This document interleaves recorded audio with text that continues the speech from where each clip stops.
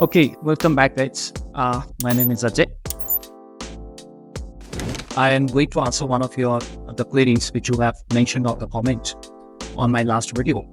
So this is going to be how we can actually go and import the pictures of your projects or the pictures of your employees. I do not know that, but the idea is that in Excel, let me show you. Suppose you see that here I have got the employee IDs. So you can put here whatever you want as per your project, right? Now, if you see, the moment I double click here on these cells, you see in the B column, I'm going and selecting the cell, the right cell, and I'm trying to double click here. And when I double click here, the picture gets imported here, of course, from your folder. So this is the requirement. And if I do not need the picture, I go and double click now on that very picture in a cell actually, and the picture is going to be removed. So how we can achieve this in Excel using Excel VPN? Let us start this.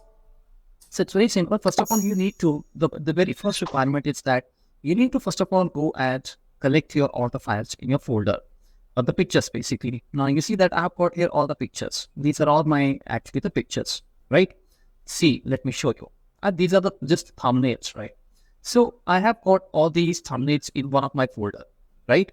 Now, these can be hundreds, these can be 200, 300, I do not know that, right? So the thing is that what we basically want to do is, first of all, we want to go and import these, the pictures path, right? The path. So this is right now, you can see this is basically the folder. This is where I, have got all these on my desktop, under the folder called thumbnail, okay? Now, what is a path of this file? So for that, first of all, we will create a simple macro. Okay, and for that, we will go and use the scripting library, right? The scripting library, the file system object class, because that is a class we use to whenever we deal with the files in the folders. So let me show you. So the first thing which you have to do is you have to go in the tools and you have to go and click on the reference. And here you need to go and activate this particular file, Microsoft Scripting Runtime, because I have already activated this. I have already clicked here, so this is showing on the top. But in your case, this is going to be like, somewhere there. Alphabetically, these are all sorted. So just press N and see that where is that library. If you have a Excel installed in your system, Office installed in your system, you will see this library. Okay, you will see this library. So why we want this library? Because this library actually gives us the classes which you can always use for the files and the folders. For example, if you go to your object browser, I'll show you. See that here the library is activated because of that tool reference, right? So when you click on the scripting, these are all the classes which we can use from this library, right? So any programming language, the concept is very simple, that you need to know that which library offers, or which class or how many classes. And each of the class refers to an object. Object can be anything like worksheet, workbook, Excel cells, Excel, the charts and the pivots, Excel ribbon, everything is considered as an object in the Excel. So if I have to work with the sheets, I should know which class is allocated for that particular worksheet by Microsoft, right? So we should know that if I have to go and deal with the drives, folders, the files, this is what exactly the library I want. And these are all the classes. Okay, I'll not obviously go into the detail, but this is the whole idea of the programming. So the first thing is that you need to basically go and first import the files. So this is where I will import the files, the file path actually, right? Import the file paths. Okay, so how do we begin with this? First of all, we can create our object, which is smart system object. Say FSO equals to new file system object. This is how you create the object. Now, FSO is an object. It is my object, but it refers to a class which is called file system object class. Now, this class is a Microsoft class. Microsoft has defined it. So if Microsoft say that, through this class, I can fly a kite, I can ride a bike, I can drive a car, I can run at the speed of 100 kilometers per hour. So that means I can do all those activities. I can perform all those things, but not anything which is not in the class, but I want it to be done. No, right? Because this is the inbuilt predefined class. So file system object, this is how we write it. Okay, this is how we define it, because you see, the moment I start writing dot, this is where I get all the different the methods which I will be using. Now I want a folder. So for the folder, which is my folder, so that folder you have to go and give it here. Okay, you have to go and give it here. But before we define the folder, because we have to go and allocate an object for this. So I'm going to simply say that this is going to be my folder. And now here we will simply write set FLO equals to FSO get folder. And this is where now we will go and pick the path. Okay, so I'm just going to copy that path. I have the path here. Just let me copy this. And let's go back to the VB code. So you see, this is where I will go and put the path. Here, this is my path. I do not know how many images I have here, but this is my folder. So you have defined the folder. And remember that for this folder, you are actually using FSO, file system object class. Okay, so in a way we can say object actually here acts like a class.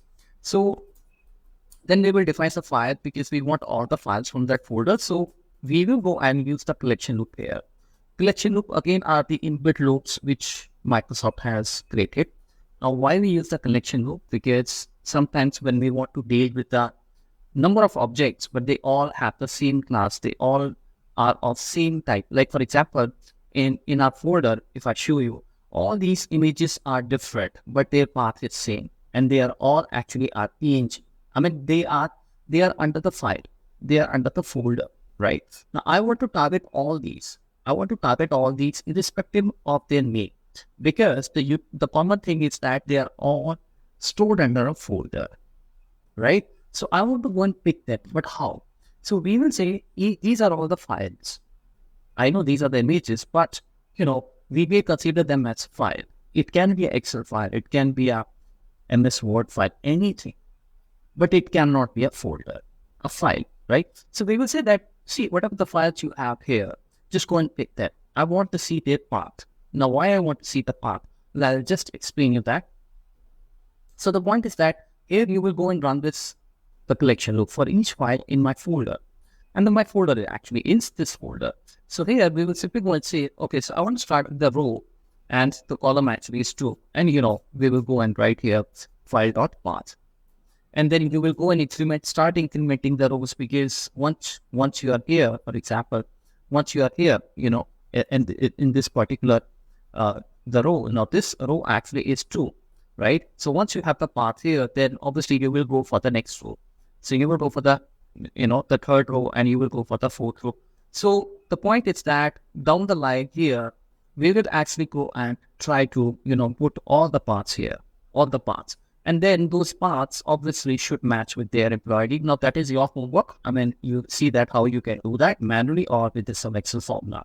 But my point is that here, I'm just going to bring, from the folder which I have here, that folder, I'm going to actually go and get all the files, all the files here. So in this folder, we have the files, right? So this is where I have one file, this is a 2 file, and the third file, and the fourth file. So all those actually should go here, we should get these basically here, isn't it? So I'm going to put all these here, and then this is how we will start going to see the path name. Once we see the path name, then I'll tell you actually what we have to do. Okay, so let me just quickly rub this off. So we will define here R somewhere. R stands for the row. Since I have only 9 or 10 images, I'll prefer the byte data type. And the R in the beginning will have a row number 2. Okay, row number 2, because we want to start from here. And then R should be incremented. So the moment I'm going to hit on this, we should be able to see all the paths. See, I have run the code, and now you can see here we have got out the path. Please check this, right?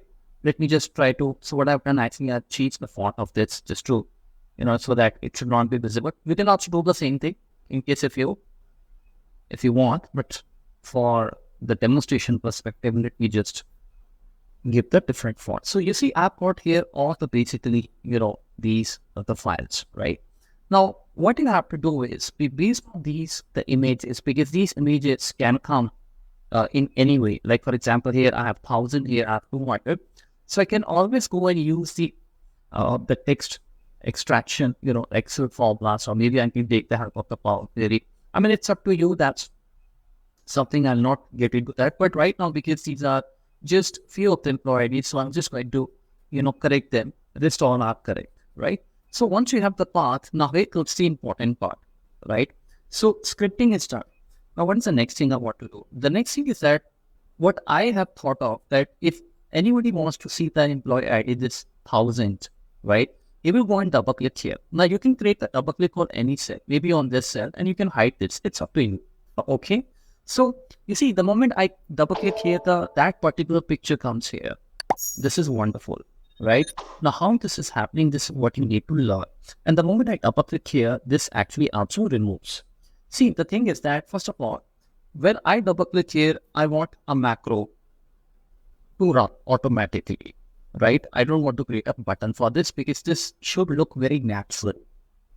The moment user gets double click, the macro fires. So for this, what we're going to do is we're going to create an event. Okay, I have already created. Let me show you. So you go to that particular sheet because you do not want to run this on any other sheet, right? If you do not know the events, please go and check the videos on this channel.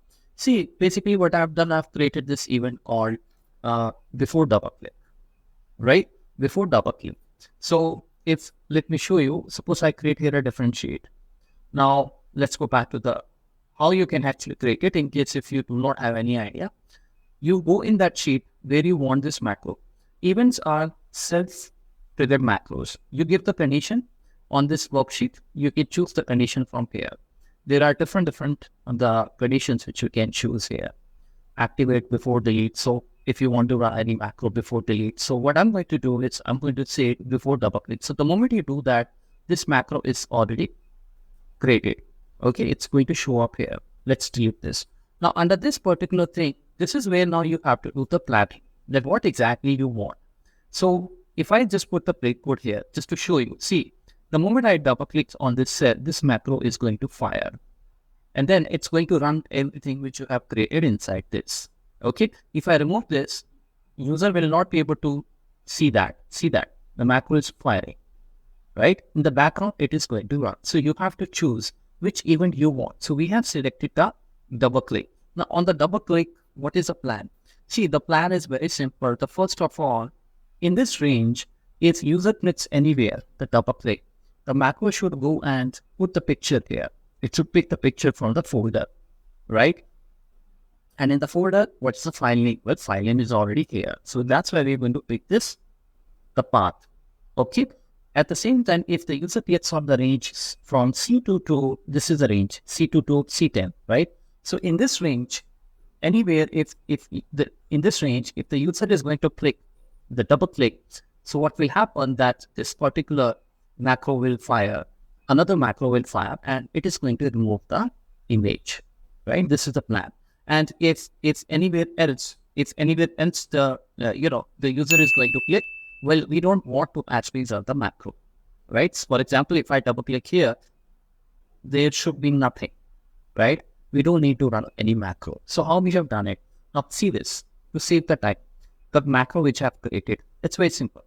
Let's go to the sheet 1. Remember, this is created under the sheet 1, okay? Now you see, in this macro, what we are doing is, first of all, please define the two ranges. So first of all, you see that I've defined one range as V1 to V10. I have given the object name as RNG. Then there is another one, which is C1 to C10, right? So these are the two ranges. Now we need to see that in these two ranges, if the user has double clicked, something we need to perform.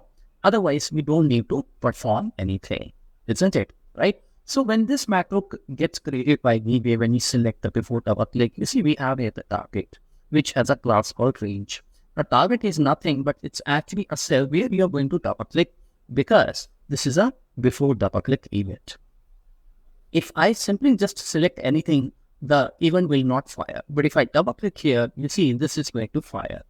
And the target, the cell, it's, the VBA will pick that immediately for you. See that, right? So this is where the students get confused that what is this? What are these parameters? What is this written here? Basically, these are all the variables, objects, right? So target is nothing, but it is a one where you have double click because this event is double, right? So if you see here, the value is picked up, and this is what we need. Now I've already defined the ranges. Now here we are using a function called intersect. What is the intersect? Intersect means that obviously, there is a meeting point, right? There's a meeting point, there's a connection, there's a touch happening between two bodies, right? So for example, what we are saying now, application.intersect, you need to first of all define the range, that in which range you want to ask the VPA if my target actually is intersecting. It's crossing basically, right? Is it a part of that? So range we have already defined, which is B1 to B10. Now in this case, you know that the target actually is definitely is intersecting the range B1 to B10 because I had clicked on the B2 cell, right? And the B2 actually falls under the category or B1 to B10. Ideally, this should be actually B2, right? And this should be C2 because these are the headers. So I don't want that anything happens here when you click here on the P1. So please go and change it. I'll also edit it. So now here we are saying, yes, intersection is nothing or something. This is how you write. Well, if it is nothing, then what will happen? It will further go and check the another thing. Right now, intersection is something.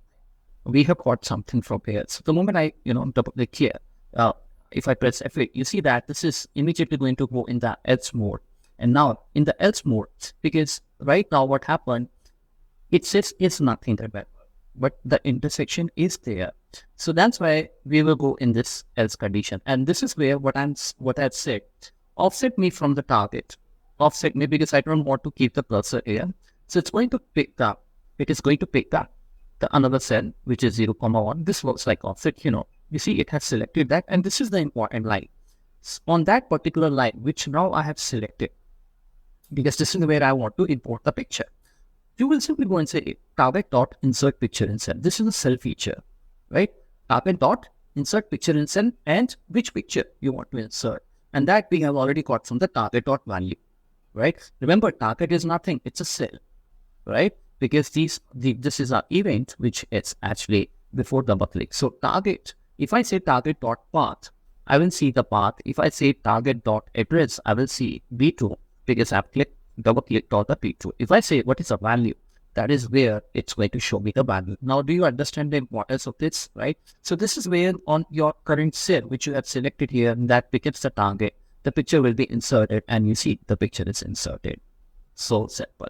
I hope you got the point. Now, if I double click here, for example, if I double click here on this cell, which is called C2, now what will happen? You will get the target as C2, right? Isn't it? So now, if you see your target, what is your target? Your target is empty actually, because actually in the target, there's nothing. So right now, if you pay attention, the range is B1 to B10. Is your target is intersecting the range B1 to B10? It means that, is it a part of it? No, because you have clicked on the C2, right? So this condition will say, yes, it's nothing. If it is nothing, then the code now this time go inside the F. And this is where now we are again now going to see, okay, so what about the range 2, which is C2 to C10?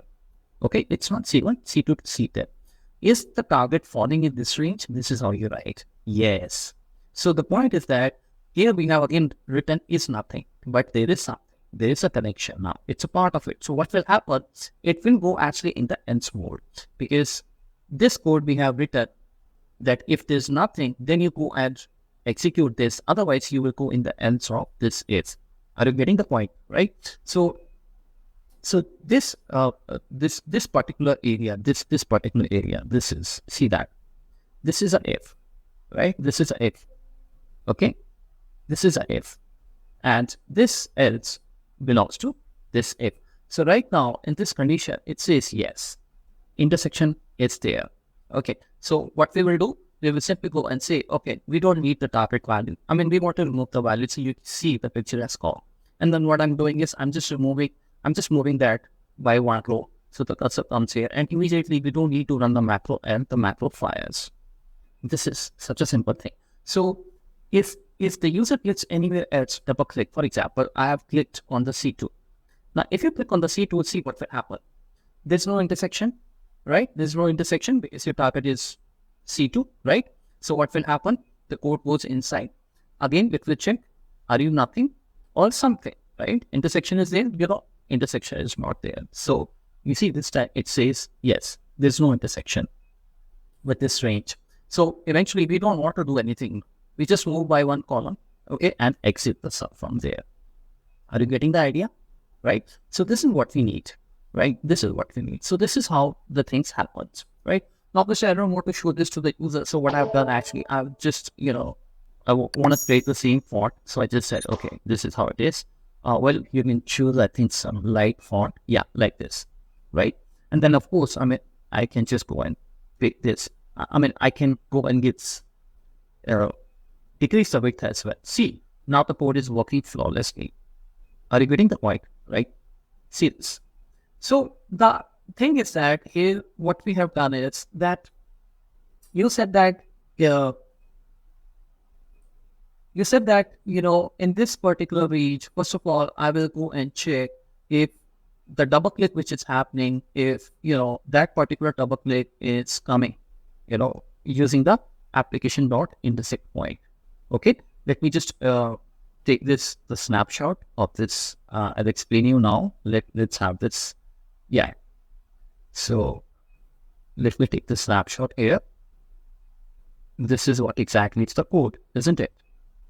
Yeah. See this now, right? So in this now particular example, this particular range, this actually belongs to this range, right? And this range C1 to C10, C2 to C10, this actually particular range belongs to this one, this area, right? So let's say I have double clicked here, right? Now this actually goes here in your target, right? And range you have already defined, which is this range, right? Which is this range. So here the intersection happens, right? So if the intersection happens, the code actually goes here in the else, and then it immediately goes in the, that insert picture, right? Because this is nothing. Are you getting the point, right? Now, similarly, if let's say I double click here, now when you double click here, you go here, your target is now this time, it's this cell, which is what? Which is actually C2. Now, C2 is in this intersection, in this line, C2 is nothing because C2 is not a part of this range, B1 to B10. So then what happens, the condition satisfies, and then this particular line gets executed. The code comes here. And here, if you see, this is actually a range 2. Now, range 2, it's C1 to C10, which is actually this range, right? Now, in this range, this target, this is going to further, we are going to check. And this time, what will happen, it is something because target is a part of it. So this is where, we will see that the target actually is something. So the code will go in the else area because it has found its intersection. And that is where we will see that, we actually want to go and put the target code as black.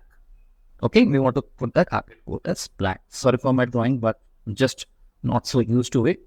So hope that you have liked the video, you have liked the content and the content quality also. Thank you so much for subscribing to this channel. Your support, your love, and seeing that every day it is increasing. And I shall see you now in my next video. Thank you so much.